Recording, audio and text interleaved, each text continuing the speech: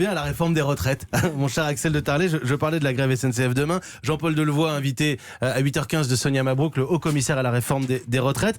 Quel est le pays le plus agréable pour passer sa retraite ? Voilà. Vous nous posez la question et vous apportez des réponses avec la banque Natixis qui a réalisé une grande étude internationale sur la qualité de vie des retraités. Voilà, si on avait le choix, où passer sa retraite ? Eh bien, Natixis a comparé 44 pays dans le monde à partir de 4 grands critères. Le bien-être matériel, la qualité de vie, la santé, espérance de vie, système de soins, et enfin, les finances, impôts, niveau des retraites. Alors, vous avez là donc un classement mondial des pays où il fait bon vivre pour ces vieux jours. Eh bien, j'ai là le bulletin de notes de la France, le voici, je le montre.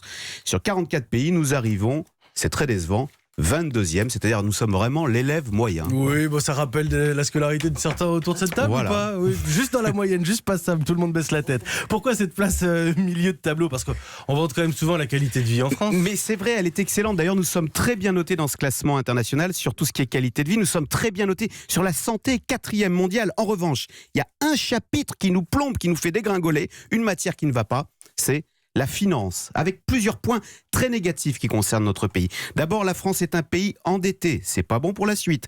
La France est un pays dont le système de retraite est fragile, du fait de sa démographie et du fait de la répartition, c'est pas bon pour la suite. Et surtout, la France est un pays où la pression fiscale est déjà maximale. Ça veut dire quoi, ça ? Eh bien, ça veut dire que dans ce pays, il y aura toujours une tentation très forte d'aller se servir dans la poche des retraités. Et on l'a vu tout récemment encore avec la hausse de la CSG.